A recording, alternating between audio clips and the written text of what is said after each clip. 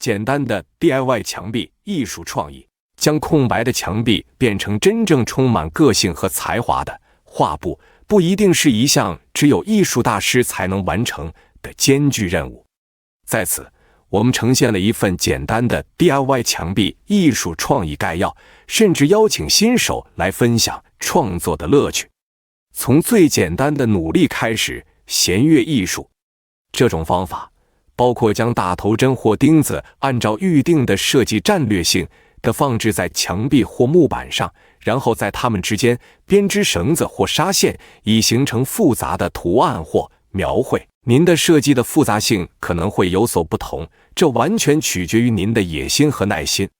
另一个值得探索的途径是利用和纸胶带，一种日本装饰胶带，直接在墙上制作几何图案或异想天开的轮廓。它的无偿性和易于使用使其成为那些不愿承诺或临时居住的人的理想媒介。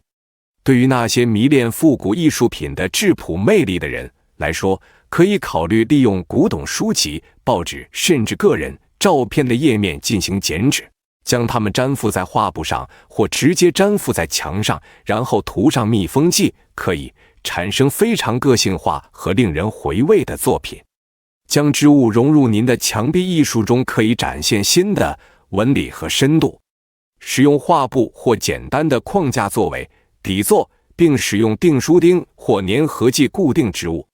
这项技术可以将珍贵的服装或织物残余物重新利用成艺术品，将实用性与审美愉悦结合起来。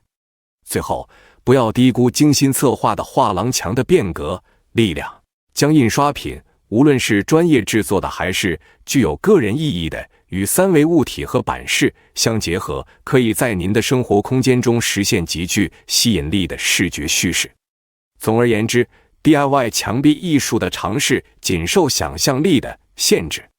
上述努力只是让我们看到了无限的可能性，等待着那些愿意探索潜在艺术性和所有人都能接触到的创造之美的人。